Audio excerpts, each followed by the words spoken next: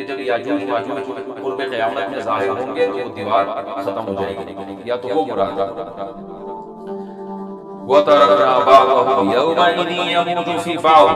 اور ہم ان میں سے بعض کو، یعنی جو یاجوج ماجوج ہیں ان میں سے بعض کو، یومئذ جس دن ایسا ہوگا، جس دن اللہ کا وعدہ آئے گا یہ دیوار ٹوٹے گی،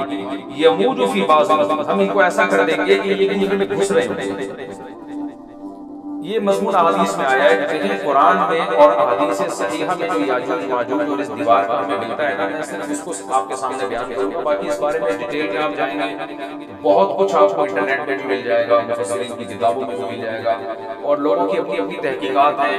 اپنے اپنے تبصرے ہیں، نہ میں ان تبصروں کو صحیح کہہ رہا ہوں نہ غلط کہہ رہا ہوں، کتابیں بھری ہوئی ہیں، وہ آپ جائیں پڑھیں اس کو، لیکن جتنی بات قرآن سے اور صحیح احادیث سے یاجوج ماجوج کے بارے میں ثابت ہوتی ہے، میں صرف اس کو آپ کے سامنے ابھی پیش کرتا ہوں۔ پہلا حقیقت میں یہ ثابت ہوتا ہے کہ یاجوج ماجوج ایک قوم ہے، انسان ہے، وہ کوئی انسانوں کے علاوہ کوئی الگ مخلوق نہیں ہے، لیکن ہے بڑے فسادی ہیں۔ دوسری بات یہ بہت قدیم ہے، ذوالقرنین جب گئے تو اس سے پہلے کی ایک قوم ہے اور زمین میں پہلے سے فساد مچا رہی ہے، لیکن بہت زیادہ ان کی کثرت نہیں تھی جتنی کثرت قرب قیامت میں ہوگی، کیونکہ نسل ان کی بہت تیزی کے ساتھ بڑھ رہی ہے۔ تیسری بات یہ ہے کہ اللہ نے ان کو دنیا کے کسی حصے میں رکھ کے چھپا دیا ہے، چھپایا اس لیے ہے کہ ان کے ظاہر ہونے کا ایک ٹائم ہے، اور وہ ہے حضرت عیسیٰ علیہ السلام کا دور۔ حضرت عیسیٰ ابن مریم کے دور میں یاجوج ماجوج ظاہر ہوئے، تو اسی کو آپ چوتھا پوائنٹ بھی کہہ سکتے ہیں۔ تیسرا پوائنٹ کیا ہو گیا کہ ان کو چھپا دیا گیا ہے، لہٰذا یہ جو لوگ کہتے ہیں نا یاجوج ماجوج دریافت ہو گئے فلاں جگہ ہے فلاں جگہ ہے، تو بھائی ہمیں جب ایک چیز چھپا دی گئی ہے اور ایک ٹائم بتا دیا گیا ہے کہ اس ٹائم پہ ظاہر ہو گئے، اس سے پہلے وہ دریافت ہو ہی نہیں سکتی، پہلے دریافت ہو گئے تو اس کا مطلب نبی صلی اللہ علیہ وسلم کی وجہ پیش کوئی غلط ہوگی، تو جو جس کا ٹائم ہے اسی ٹائم پہ وہ ظاہر ہوگا۔ چوتھی بات میں نے جیسے بتائی کہ حضرت عیسیٰ علیہ السلام کے دور میں وہ ظاہر ہوگا۔ پانچویں بات، صحیح حدیث سے یہ بات ثابت ہے کہ یاجوج ماجوج کو جو دیوار بنی تھی اس کو چاٹتے رہتے، ختم کرتے ہیں۔ اب چاٹنے کا جو لفظ حدیث میں ہے اس سے مراد زبان سے چاٹنا بھی ہو سکتا ہے اور یہ کنایہ بھی ہو سکتا ہے کہ اس کو ختم کرنے کی کوشش میں لگے ہوئے ہیں، اور ایسے چاٹنا، جب ہم کوئی چیز چاٹتے ہیں تو بہت تھوڑی تھوڑی وہ ختم ہوتی ہے، تو اتنی موٹی اتنی بڑی دیوار ہے، انہوں نے اپنی اسٹرگل اور اپنی محنت نہیں چھوڑی ہے،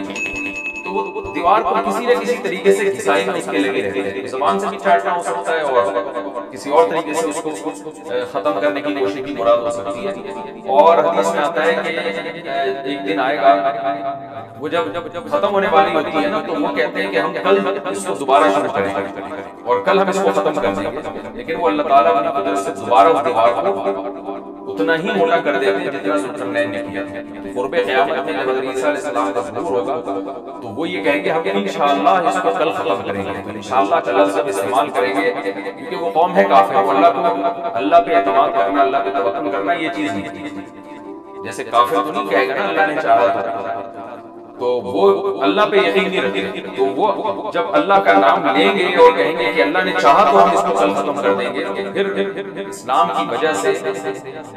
وہ دیوار ختم ہوتا ہے۔ اس کی مثال ایسے جیسے حدیث میں آتا ہے پچھلی قوموں میں ایک نوجوان تھا جو جادوگر کے پاس بھی جاتا تھا اور راہب کے پاس بھی جاتا تھا، جس کا سورہ بروج میں تذکرہ ہے، السماء ذات البروج میں۔ تو جب وہ نوجوان پکڑا گیا، وہ مسلمان ہو گیا تھا، بادشاہ نے اس کو بھیجا تھا جادوگر کے پاس کہ جادو سیکھے، لیکن وہ راہب کے پاس جاتا، عیسائیت سیکھی اس نے اور مسلمان بن گیا۔ تو بادشاہ نے اس کو قتل کرنے کی حتی الامکان کوشش کی مگر وہ قتل نہیں ہو پا رہا۔ بادشاہ نے اس کو پہاڑ پہ بھیجا اپنے سپاہیوں کو لے کے کہ پہاڑ پہ جا کے اس کو گرا دو، لیکن اللہ نے مدد کی کہ وہ سپاہی گر گئے، یہ بچ گیا۔ بادشاہ نے حکم دیا اس کو سمندر میں لے جا کے غرق کر دو، وہ سارے سپاہی غرق ہو گئے، یہ بچ گیا۔ تو کسی بھی طرح سے اس کی قتل کی کوششیں کامیاب نہیں ہو رہی تھی، تو اس نے بادشاہ سے کہا کہ تو اگر مجھے قتل کرنا چاہتا ہے نا تو چوک پہ کھڑا کر کے تین مجھے مار اور کہے کہ بسم اللہ ورب ھذا الغلام، اس نوجوان کے رب کے نام سے میں اس کو قتل کرتا ہوں، تو اللہ کا نام لے کے مجھے مارے گا تو میں قتل ہو جاؤں گا۔ نوجوان یہ قربانی اس لیے دے رہا تھا کہ بادشاہ جب پوری پبلک کے سامنے اللہ کا نام لے گا تو لوگوں کو یقین آ جائے گا کہ اللہ کا نام لینے سے تو کام ہو گیا، اور اللہ کا نام لیے بغیر کام نہیں ہوگا۔ تو جو بادشاہ اللہ کو مانتا نہیں تھا آج اس کو بھی اللہ کا نام لینا پڑا ہے۔ تو نوجوان نے یہ قربانی اس لیے دی کہ بادشاہ جب اللہ کا نام لے گا لوگوں کو اللہ کی ذات پہ یقین آئے گا، لوگ مسلمان ہو جائیں گے، عیسائیت کو قبول کر لیں گے۔ تو اس نوجوان نے یہ قربانی دی، اور بادشاہ نے اللہ کا نام لے کے جب تیر مارا تو وہ نوجوان شہید ہو گیا، اور لیکن پورا ملک مسلمان ہو گیا، عیسائیت قبول کر لی۔ اور سورہ بروج میں پھر اللہ نے ان کا تبصرہ کیا، ان کا واقعہ بیان کیا ان کے بارے میں کہ کیسے بادشاہ نے خندق کھود کے پوری قوم کو جو ہے جو دین سے پیچھے نہیں ہٹے ان کو کس طرح سے آگ میں پھینک دیا۔ تو اس سے پتہ چلتا ہے کہ کافر بھی بعض دفعہ جب اللہ کا نام لیتا ہے تو اس کو دنیاوی فائدہ ہو جاتا ہے۔ یاجوج ماجوج بھی تنگ آ کر پھر اللہ کا نام لیں گے اور کہیں گے اللہ نے چاہا تو ہم اس دیوار کو کل ختم کر دیں گے، اور بالآخر وہ دیوار ختم ہو جائے گی۔ پھر قرآن کے الفاظ ہیں آگے جب یہ دیوار ختم ہوگی وَتَرَكْنَا بَعْضَهُمْ يَوْمَئِذٍ۔ اچھا ہاں میں بتا رہا تھا کہ آگے اس سے کیا پوائنٹ پتہ چلتا ہے، یہ 5 پوائنٹ ہو گئے۔ چھٹا پوائنٹ یہ کہ حضرت عیسیٰ ہی کے دور میں یہ اسی وبا کے ذریعے ہلاک ہوئے۔ حضرت عیسیٰ علیہ السلام اتنے زیادہ ہوں گے کہ ان سے لڑنا ممکن نہیں ہے،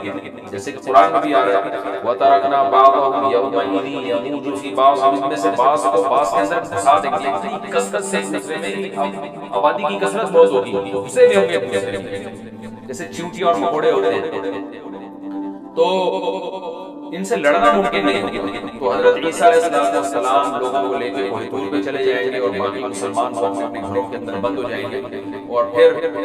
اللہ کی طرف سے ایک وبا آئے گی، اور اس وبا میں یہ سارے کے سارے ہلاک ہو جائیں گے، اور پھر جب ہلاک ہو جائیں گے تو اتنی زیادہ ان کی لاشیں زمین پہ ہوں گی، اتنی زیادہ کہ انسانی آبادی ان کی لاشوں سے متعفن ہونا اور بیمار ہونا شروع ہو جائے گی، ان کی لاشوں سے بدبو اٹھے گی، اور ظاہر ہے انسان ہو گئی،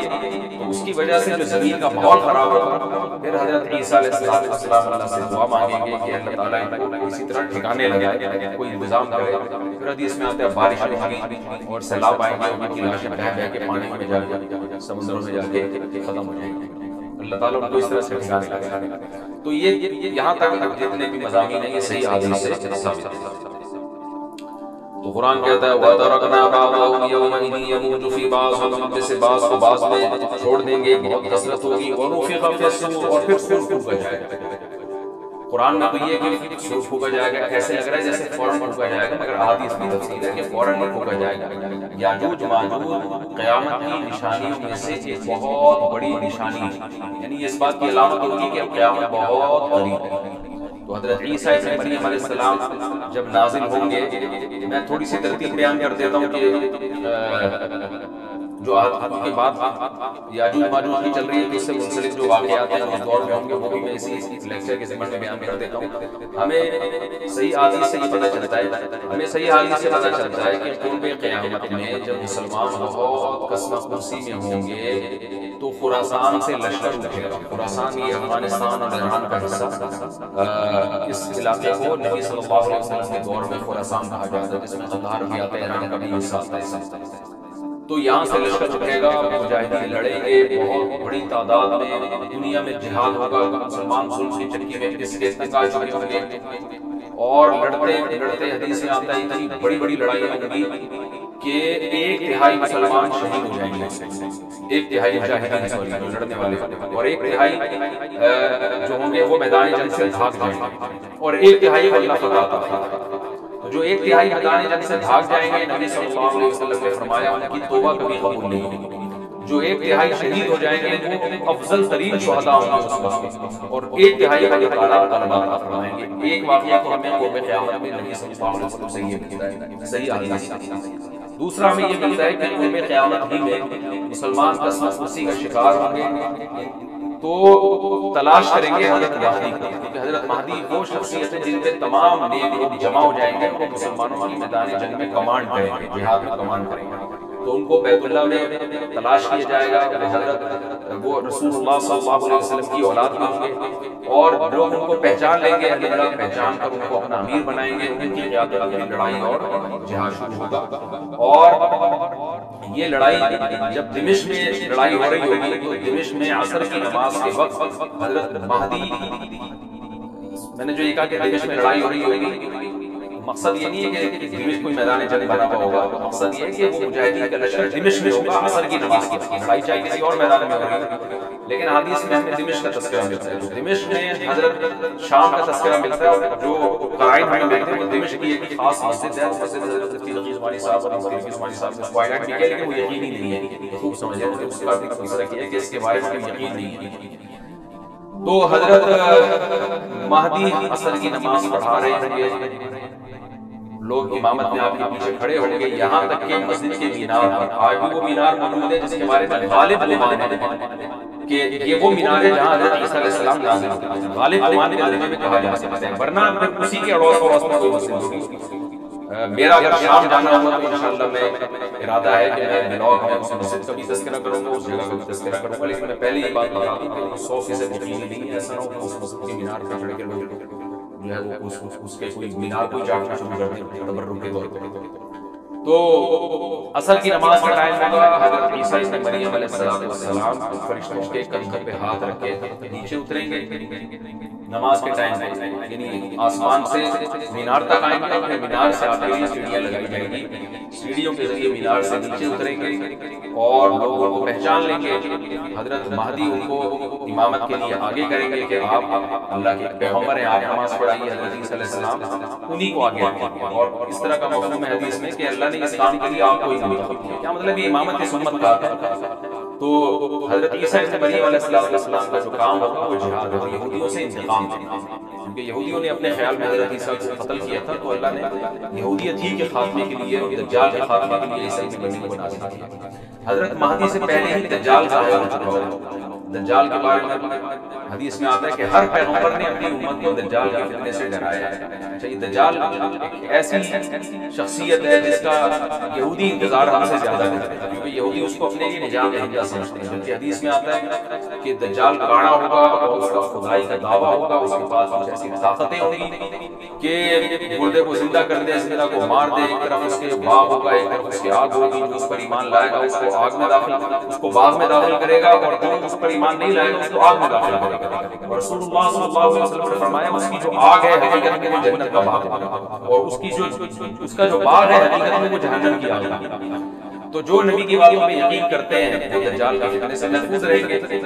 اور حدیث میں سورہ کہف کی بھی تلاوت کا حکم ہے، جمعے کے دن جو کہف کی تلاوت کرتا ہے اللہ اس کا دجال کے فتنے سے محفوظ رکھتا ہے۔ اب آپ دیکھیں یہ سورہ کہف بھی قیامت کی علامات کا تذکرہ ہے، تو شاید اسی وجہ سے کیونکہ جو سورہ کہف پڑھتا رہے گا وہ یاجوج و ماجوج کے واقعات بھی پڑھتا رہے گا اور اللہ کی قدرت کے واقعات بھی پڑھتا رہے گا، تو دجال کے فتنے سے اللہ اس کو اس برکت سے محروم بچا کے رکھیں گے، فتنے سے محفوظ رکھیں گے۔ تو وہ ایسی ایسی طاقتیں دکھائے گا، بیوقوف لوگ اس پہ ایمان لے آئیں گے۔ حدیث میں آتا ہے کہ کانا کبھی بھی خدا نہیں ہو سکتا، یعنی اس کی کوئی کام ہوگی نہیں، لیکن بیوقوف لوگ اس کے لیے کچھ ظاہری کمالات دیکھیں گے، یہ نہیں دیکھیں گے کہ یہ تو شکل بھی اس کی اچھی نہیں ہے، خدا کا اسم جمال والا ہوتا ہے لیکن ہے بھی کانا، اور اس کے بڑا بڑا کافر بھی لکھا ہوا ہوگا واضح طور پر، جس سے پتہ چلے گا۔ لیکن احمق اور بیوقوف لوگ جیسے روحانی عاملوں کو کچھ شعبتیں دیکھ کر ان سے متاثر ہو جاتے ہیں، روحانی عاملوں کی شعبتیں دیکھ کے، تو ایسی دجال کی شعبتیں دیکھ کے متاثر ہوتے ہیں۔ تو بہت لوگوں کو، خلقت کو، بہت بڑی امت کو گمراہ کرے گا دجال، اہل اللہ کو اللہ تعالیٰ اس کا فتنے سے محفوظ رکھے گا۔ پھر حضرت عیسیٰ ابن مریم جب نازل ہوں گے تو دجال کو قتل کریں گے۔ حدیث میں آتا ہے کہ نیزے کے ذریعے گھوڑے پہ بیٹھ کے قتل کریں گے۔ علماء نے اس حدیث کا دو مطلب بیان کیے ہیں کہ یا تو اس کا مطلب یہ ہے کہ باقی گھوڑے پہ بیٹھیں گے، نیزہ استعمال کریں گے، زمین جو ہے وہ اتنی پہلے اس سے جنگیں ہو چکی ہوں گی کہ لوگ دوبارہ تلواروں کو گھوڑوں کی طرف آ جائیں گے۔ اس بات کا امکان ہے، ہر ملک ایٹمی طاقت بن چکا ہے، اگر یہ ایٹم بم سارے ملک آپس میں چلا دیں تو ہم دوبارہ گدھے گھوڑوں والی زندگی پر آ جائیں گے، ٹیکنالوجی ساری تباہ و برباد ہو جائے گی انسان کی ترقی۔ تو اس بات کا بھی امکان ہے کہ اس سے پہلے ہو سکتا ہے کہ ایسی جنگ عظیم ہو کہ انسانیت دوبارہ پہاڑوں پتھروں کے دور میں آ جائے، لیکن ظاہر یہ معلوم ہوتا ہے کہ رسول اللہ صلی اللہ علیہ وسلم نے جو کلام کیا ہے ظاہر اس دور کے لحاظ سے جو لوگوں کے، جہاں تک جو لوگوں کی مینٹل اپروچ ہے وہاں تو نبی صلی اللہ علیہ وسلم میزائل اور ٹینکوں کا تذکرہ کرتے ہیں تو کیا سمجھ گئے؟ تو گھوڑے سے مراد ہے جو اس زمانے کا گھوڑا ہوگا، اور نیزے سے مراد ہے اس زمانے کا جو اسلحہ ہوگا، کیونکہ نیزہ نبی کے دور کا ایک مناسب اسلحہ تھا، گھوڑا نبی کے دور کی میدان جنگ کی ایک مناسب سواری تھی۔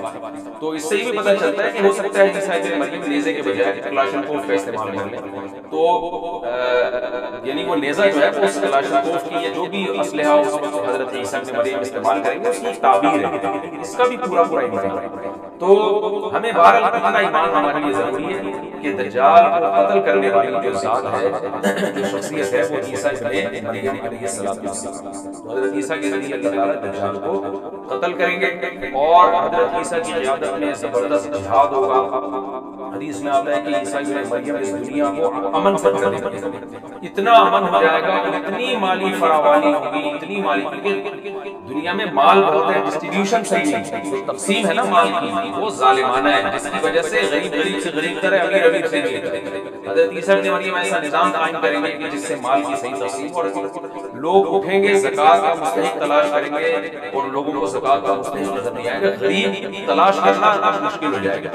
یعنی ایک آدمی حدیث کی مفہوم ہے کہ زکوٰۃ لے کے گھومتا رہے گا اور اس کو کوئی غریب نہیں ملے گا، اتنی مالی فراوانی ہو جائے گی۔ پھر ترمذی کی روایت میں آتا ہے کہ اللہ کی طرف سے برکتیں ایسی نازل ہوں گی کہ بڑے بڑے انار پیدا ہوں گے، بڑے بڑے انگور پیدا ہوں گے، زمینوں کی برکتیں کھول دے گی، اور حضرت عیسیٰ علیہ السلام خنزیر کو بھی دنیا سے ختم کر دیں گے، خنزیر کی نسل کو ختم کر دیا جائے گا، وَيَضَعُ الْجِزْيَةَ، جزیہ کا نظام ختم، اما الاسلام و اما السیف، یا تو تلوار یا اسلام، اس کے علاوہ نہیں۔ تو نبی صلی اللہ علیہ وسلم کو اللہ نے جس مقصد کے لیے دنیا میں بھیجا تھا، اس مقصد کی جو تکمیل ہے وہ عیسیٰ ابن مریم کے ذریعے۔ باقی اس میں حکمتیں کیا ہیں، اس پر میں میرے الگ سے بیانات موجود ہیں کہ اللہ نے حضرت عیسیٰ ابن مریم کا انتخاب کیا اس کام کی تکمیل کے لیے، اسی امت میں کوئی منتخب نہیں کر لیا، یا یہ کہ پیغمبر صلی اللہ علیہ وسلم ہی کے ذریعے پوری دنیا میں اسلام کو غالب کر دیا جاتا۔ اس میں کیا حکمت ہے، اس پر میرے الگ سے بیانات موجود ہیں، تو میں کوشش کرتا ہوں کہ تفسیر سے میں جو دا پوائنٹ بات ہے اس سے یہاں اس لیکچر میں نہ ہٹیں۔ تو اسی وقت حضرت عیسیٰ ابن مریم اس کو یاجوج ماجوج کو قتل کریں گے، اور دنیا انصاف سے بھر جائے گی، اور اللہ تعالیٰ نے جو پیغمبروں کو دنیا میں بھیجا تھا اس کا مقصد کیفیت اور کمیت دونوں لحاظ سے حاصل ہو جائے گا۔ اس کے بعد پھر آہستہ آہستہ دنیا میں زوال شروع ہوگا، اور پھر جب پوری دنیا کے لوگ زوال کا شکار ہوتے ہوتے کفر کی طرف جائیں گے، گناہوں کی طرف، اور حدیث میں آتا ہے جب جب ایک شخص بھی اللہ کا نام لینے والا ہوگا اس دنیا پر قیامت نہیں ہے، یہاں تک کہ آخری شخص دنیا سے اٹھے گا جو اللہ کا نام لیا کرتا تھا، اس کے بعد اللہ تعالیٰ سور پھونکیں گے، جبریل کو حکم دیں گے سور پھونکنے کا، اور اس دنیا کو تباہ و برباد کر دیا جائے گا۔ تو آگے قرآن کہتا ہے وَنُفِخَ فِي الصُّورِ، اور پھر سور میں پھونکا جائے گا، فَجَمَعْنَاهُمْ جَمْعًا، پھر ہم تمام انسانوں کو جمع کر دیں گے، وَعَرَضْنَا جَهَنَّمَ يَوْمَئِذٍ لِلْكَافِرِينَ عَرْضًا، اور قیامت کے دن ہم جہنم کو یومئذ، جس دن ایسا ہوگا یعنی جس دن سور پھونکا جائے گا، یہ دوسرا سور مراد ہے، لِلْكَافِرِينَ عَرْضًا، کافروں کے سامنے پیش کر دیں گے، الَّذِينَ كَانَتْ أَعْيُنُهُمْ فِي غِطَاءٍ عَنْ ذِكْرِي، یہ وہ لوگ ہیں جن کی آنکھیں میری یاد سے پردے میں پڑی ہوئی ہیں، یعنی میری یاد کی چیزیں ان کو نظر ہی نہیں آتی، غفلت میں پڑی ہوئی ہیں جن کی آنکھیں، وَكَانُوا لَا يَسْتَطِيعُونَ السَّمْعَ، اور یہ سننے کی صلاحیت ہی نہیں رکھتے، نہ حق بات سنتے تھے نہ حق دیکھتے تھے، بس اپنے خواہشات کی جو چیزیں ہیں وہ ان کو اچھی لگتی تھی اور وہی ان کو سمجھ میں آتی تھی۔ تو یہ ہمارا رکوع الحمدللہ کمپلیٹ ہو گیا۔ اس رکوع میں ہمیں بہت سارے اسباق آتے ہیں، میں نمبر وار اس کو مختصراً بیان کر دیتا ہوں۔ پہلی بات یہ کہ دیکھیں اللہ تعالیٰ نے کیسے کیسے بادشاہ دنیا میں بھیجے ہیں، کتنے پاورفل بادشاہ، ذوالقرنین کا نام ہی کرن والا، دو کناروں والا، زمین کے بہت بڑے حصے کو حضرت ذوالقرنین نے فتح کیا، اور اللہ کے نیک بندے کیسے اللہ کے راستے میں لڑتے رہے۔ یہ جو لوگ بیٹھ جاتے ہیں بس عبادت کرو اور لڑائی وڑائی اسلام میں ہے ہی نہیں، یہ دنیا میں کوئی بھی عقل مند اس نظریے کا حامی نہیں۔ تو طاقت اور قوت اسلام میں بہت زیادہ اہمیت ہے۔ اس سے ہمیں یہ بھی پتہ چلتا ہے کہ اپنے ملک کی، خاص طور پر اسلامی ملک کی جو فوجی قوتیں ہیں، فوجی طاقتیں ہیں، ان کی ہمیں قدر کرنی چاہیے، کیونکہ اگر کوئی بھی ملک عسکری لحاظ سے کمزور ہو جائے، کیونکہ اللہ تعالیٰ تو جو عسکری لحاظ سے طاقتور قومیں تھیں اللہ نے ان کا کتنا تذکرہ کیا، ہاں وہ اللہ کے باغی نہ، تو اسلامی ملک میں کوئی بھی اسلامی کنٹری ہے، چاہے سعودی عرب ہے، چاہے پاکستان ہے، چاہے ترکی ہے، کوئی بھی اسلامی کنٹری ہے، اس کی فوج کی قدر کرنی چاہیے، کیونکہ اسی کی وجہ سے ملک کا بارڈر محفوظ ہوتا ہے۔ اگر مسلمان عسکری لحاظ سے کمزور ہونا شروع ہو جائے تو کافر ہمیں گاجر مولی کی طرح کاٹنا شروع کر دیں، اسلام دشمن قوتیں ہمیں کھا جائیں، ختم کر دیں ہمیں۔ تو نیک قوتوں کو اپنی بقا کے لیے ہمیشہ سے اسلحے کی اور طاقت کی ضرورت رہتی ہے. اس کی اہمیت اسلام میں بہت زیادہ ہے. موسیٰ علیہ السلام کے بعد کتنے بڑے بڑے جنگی کمانڈر پیدا ہوئے. ذوالقرنین کا اللہ نے کیسا تذکرہ کیا ہے. ذوالقرنین کی عبادت کا کہیں بھی تذکرہ نہیں, حالانکہ بڑے عبادت گزار بھی تھے. داؤد علیہ السلام کی عبادت کا تذکرہ بھی ہے, ان کی تلوار اور طاقت کا تذکرہ بھی ہے. تو اللہ تعالیٰ جہاں عبادت کا تذکرہ کرتے ہیں تو طاقت اور قوت کا بھی تذکرہ کرتے ہیں. اس سے عسکری لحاظ سے اپنے آپ کو مضبوط کرنے کی اہمیت کا ہمیں پتہ چلتا ہے کہ اسلام میں اس کی بڑی اہمیت ہے. کسی بھی اسلامی ملک کی فوج کا مورال کسی بھی لحاظ سے ڈاؤن نہیں ہونا چاہیے, اور عسکری لحاظ سے کسی بھی لحاظ سے کمزور نہیں ہونی چاہیے, اور اس کو چاہیے کہ اعینوا لہ ما استطعتم من قوہ پر عمل کرے. قرآن کہہ رہے ہیں روز بروز اپنی طاقت اور قوت میں اضافہ کرنے کی کوشش کرو. اس سے مسلم قوم کو کبھی بھی غافل نہیں ہونا چاہیے. کوئی بھی ایسا کام جس سے مسلمان قوتیں اور طاقتیں کمزور ہونا شروع ہو جائے, اس کام سے ہمیں بچنا چاہیے. تیسری بات ہمیں یہ پتہ چلی کہ اللہ تعالیٰ نے اہل اسلام کے ذمے پوری دنیا کی ذمہ داری لگائی ہے, کسی ایک ملک کی نہیں. جتنے بھی پیغمبر آئے جب وہ دنیا فتح کرنا شروع کیے تو کہیں رکے نہیں ہیں, یہاں تک اس سے آگے نہیں آئے. ان کی صلاحیت ہی ختم ہو گئی, وسائل ختم ہو گئے, تو الگ بات. تو پوری دنیا ہے جس میں اللہ کے دین کو غالب کرنا ہے. اس کا طریقہ کیا ہوگا, ظاہر ہے جو جس زمانے میں سوٹیبل طریقہ ہو وہ اختیار کیا جائے. تو حضرت ذوالقرنین پہلے انتہائی مشرق کی طرف گئے ہیں جہاں سورج نکلتا ہے, وہاں سے جہاں سے آبادی شروع ہو رہی ہے, اور ان کا خیال تھا کہ اب آگے آبادی نہیں ہے, پھر جا کے اسٹاپ کیا ہے. مغرب میں بھی ایسے, شمال میں بھی ایسے. تو ہمیں جب دیکھتے ہیں کہ جب صحابہ کرام نے دنیا فتح کرنا شروع کی ہے, تو ہمیں مسلمان کمانڈروں کو بھی ایسے واقعات کہتے ہیں کہ وہ علاقہ فتح کرتے کرتے سمندر کے کنارے پہنچے, اور انہوں نے سمندر کو دیکھ کے کہا کہ تیرے آگے بھی آبادی ہوتی نا تو ہم اللہ کا کلمہ وہاں بھی بلند کریں. یہ دور تھا مسلمانوں کا, اور یہ عیسیٰ ابن مریم دوبارہ وہی کریں کہ پوری دنیا کو فتح کریں گے. حضرت ذوالقرنین نے اس واقعے سے پتہ چلتا ہے کہ پوری دنیا کی ذمہ داری اللہ نے ہمیشہ سے اہل اللہ پہ لگائی ہے, اور وہ پوری دنیا میں اللہ کے دین کو غالب کرنے کی کوشش میں ہمیشہ سے رہے. تیسری بات ہمیں پتہ چلتی ہے کہ اسباب اور وسائل کی اہمیت. حضرت ذوالقرنین نے جب اتنا زبردست پہاڑوں کے بیچ میں اتنا یعنی لوہے کی پلیٹیں لگا کے تانبا پگھلا کے آہنی دیوار بنائی تو خوش ہوئے ہیں, ہارا رحمت میرے رب کی رحمت ہے. تبھی تو اللہ کا شکر ادا کیا نا, خوشی پہ شکر ادا کیا جاتا ہے. تو اس سے یہ پتہ چلتا ہے کہ سائنس اور ٹیکنالوجی, دیکھیں یہ کام ٹیکنالوجی کے بغیر ممکن نہیں ہے. تبھی تو اس قوم نے کہا نا ذوالقرنین سے کہ ہم پیسے آپ کو دیں گے, لیکن ہمارے پاس وہ وسائل نہیں ہے, وہ ٹیکنالوجی نہیں ہے ہمارے پاس. اور بظاہر ایسا لگتا ہے کہ ان کے پاس لوہا بھی تھا, تانبا بھی تھا, کیونکہ حضرت ذوالقرنین اب یہ نہیں ہے کہ زمین کے مشرق کی طرف دوبارہ لوہا جمع کرنے گئے ہوں, وہیں سے جو کچھ ہوگا نکالتا ہوگا. تو وسائل اس قوم کے پاس تھے, ٹیکنالوجی نہیں تھی کہ اس لوہے کو اور اس تانبے کو پگھلا کے دونوں پہاڑوں کے بیچ میں پلیٹیں کیسے بنانی ہیں, اور ان کو کیسے ان کے بیچ میں تانبا کر کے کہانی دیوار بنائی, یہ ٹیکنالوجی ان کے پاس نہیں تھی. اس سے ہمیں ٹیکنالوجی کی ویلیو کا بھی پتہ چلتا ہے. آج مسلمان اس میں بھی بہت پیچھے چلے جا رہے ہیں, اس کو مذہب سمجھنا شروع کر دیا ہے. یہ بات بھی غلط ہے. حضرت ذوالقرنین نے اتنی طاقت اور قوت کا استعمال کیا, اور اتنے زبردست طریقے سے اس وقت جو بھی سوٹیبل ٹیکنالوجی تھی اس کا استعمال کر لیا, دو پہاڑوں کے بیچ کے راستے کو بند کر دیا, اور اس پہ خوشی منائی ہے. ذوالقرنین نے یہ نہیں کہا کہ بھئی اس سے کچھ بھی نہیں ہوتا, اصل میں بس انسان کو چاہیے وہ اللہ کیا کرے بیٹھ کے, اور یہ کیا اللہ سے بس مدد مانگو, اللہ ہی یاجوج ماجوج کے بارے میں ان کو کہہ دیتے ہیں ذوالقرنین کہ تم سب رات کو تہجد پڑھ کے دعائیں مانگو, اللہ یاجوج ماجوج سے تمہیں بچا لے گا. نا حضرت ذوالقرنین نے کہا دعائیں بھی مانگو, یقیناً حکم دیا ہوگا دعائیں مانگنے کا, لیکن ہم پورے اسباب اور وسائل استعمال کریں گے, لوہے کی گریڈیں بنائیں گے, تانبے کو پگھلائیں گے, اوپر چڑھائیں گے, اور اس طرح سے اتنی مضبوط دیوار بنائیں گے. آج مسلمان ہاتھ پہ ہاتھ رکھ کے بیٹھ گئے, اور وظیفوں میں اور جو ہے بس وہ چند صبح شام کے وظیفے پڑھ کے وہ سمجھتا ہے کہ ساری دنیا کے سارے مسائل کا حل سے ہو جائے گا. ایسا نہیں ہے, آپ کو بہت زیادہ ترقی کرنی ہے, بہت زیادہ اسباب وسائل میں آپ کو غیر مسلموں سے آگے نکلیں گے. جیسے کہ پورے مولا کا مسلمان نکلا تھا, تبھی اللہ نے اس کے لیے دنیا میں فتوحات کے دروازے کھولے تھے. تو اللہ ہمارے لیے فتوحات کے دروازے جبھی کھولے گا جب ہم عبادت کے ساتھ